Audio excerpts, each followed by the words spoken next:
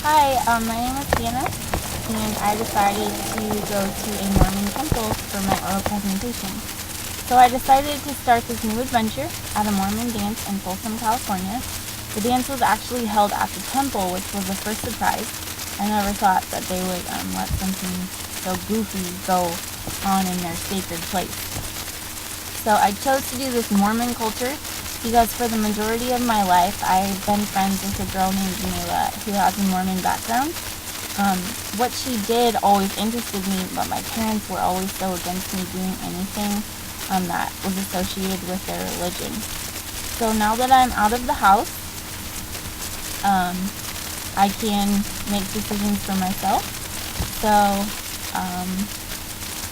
I thought it would be interesting to take a peek at what goes on inside a Mormon dance.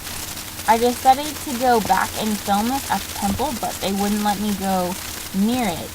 So they were asking for my card, my identification card, and I'm assuming the card shows that I'm a legit Mormon. So they told me to go home because I don't have one, which was kind of strange to me, and he seemed kind of hostile, which was weird. So now I'm just sitting in my car outside the temple. Hopefully they won't come and harass me. But when I first arrived at my friend's house, she gave me the death glare. So yesterday I went over to her house and I was wearing a little strapless dress, a short one. And that's like the norm, like for high school dancers. You just go and you wear something form-fitting, and she was just not into that. So she went to her closet and threw me a dress that literally looked like something I would wear to be the most modest girl in America.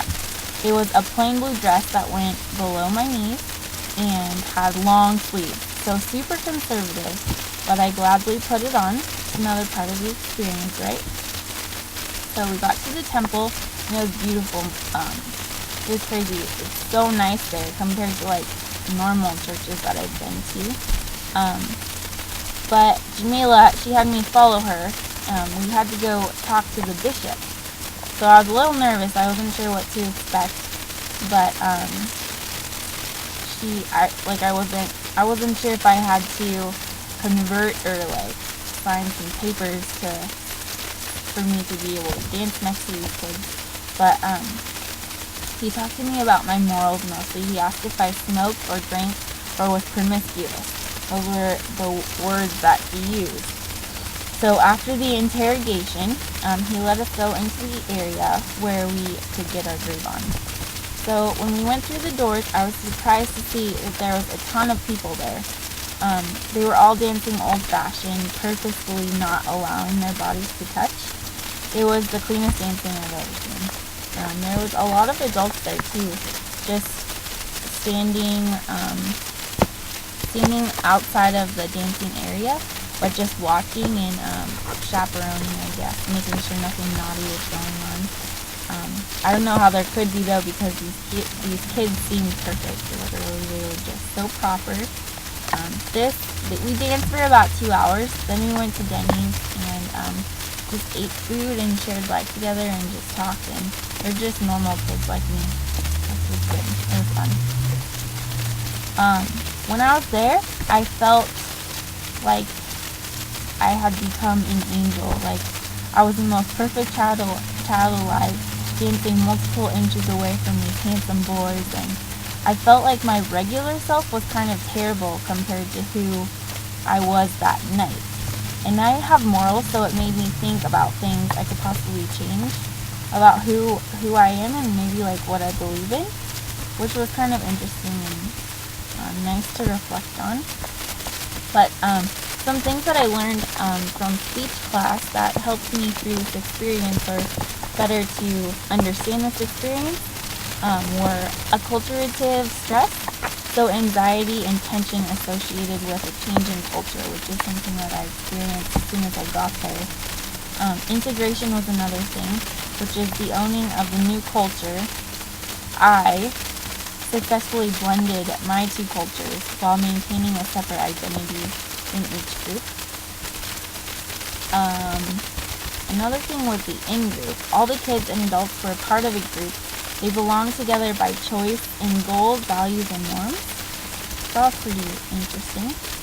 Another thing was reference groups. The kids were a group that I didn't necessarily belong in, but because we shared some of the same values and goals, we could relate, which was nice.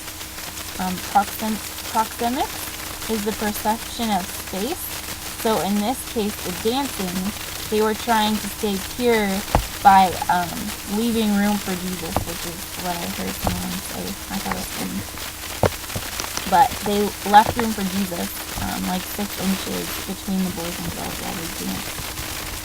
Something that I learned from this experience was that the Mormon Church's goal is to continue their work in their young members by giving them opportunities to do something good and wholesome.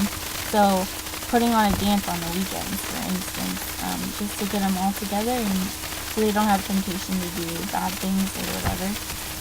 But they're very family and community oriented, which is something that I liked about my experience. It's very inviting and very welcoming.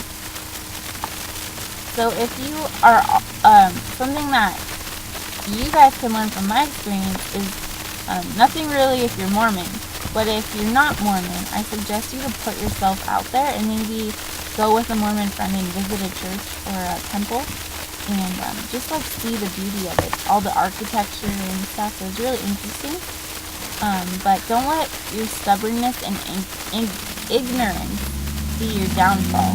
So just because you're used to something your whole life, don't put other things in the distance because you don't think that they're relevant, but they're relevant to someone, so you could at least check it out. So thanks for listening to my oral presentation on my experience at a Mormon dance.